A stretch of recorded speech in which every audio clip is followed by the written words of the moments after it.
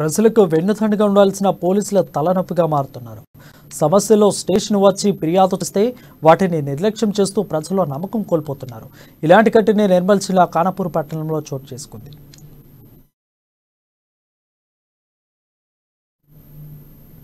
విద్యానగర్ కాలనీకి చెందిన బండారి రాంప్రసాద్ కూతురు ప్రైవేట్ పాఠశాలలో 2వ తరగతి చదువుతుంది.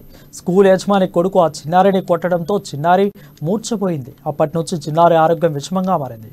దీనిపై ఈ నెల 3న పిఎస్లో ఫిర్యాదు చేశారు రాంప్రసాద్. అయితే ఇప్పటి వరకు పోలీసులు వారిపై ఎలాంటి చర్యలు తీసుకోలేదు. పోలీసుల నిర్లక్ష్యాన్ని ఖండిస్తూ బాధితులు పోలీస్ స్టేషన్ ముందు ధర్నా నిర్వహించారు.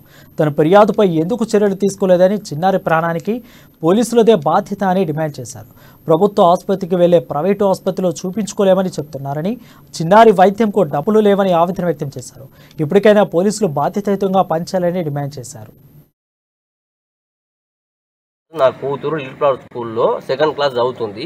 టీచర్ గాని టీచర్ కరెస్పాండెంట్ కొడుకు కొంచెం మెంటల్ గా ఎదగలేని క్యాండిడేట్. అతన్ని చిన్నపిల్లల వార్డులో ఉంచి, అతను టీచర్ కాదు ఏం కాదు, అతని చిన్నపిల్లల వార్డులో ఉంచిండు.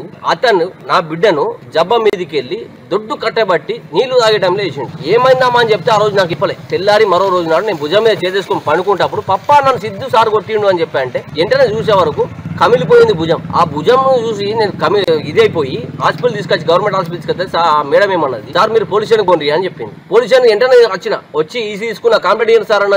ఈ మనిషి ఏఎస్ఐ గారు కంప్లైంట్ ఇవ్వమంటే ఏఎస్ఐ గారు కంప్లైంట్ ఇచ్చిన రిసీట్ కాపీ తీసుకున్నా. రిసీట్ కాపీ తీసుకొని ఈసీ రాసిస్తే ఈసీని తీసుకొని నేను పోలీస్ మన గవర్నమెంట్ హాస్పిటల్ పోతే అప్పుడు ట్రీట్మెంట్ జరిగింది.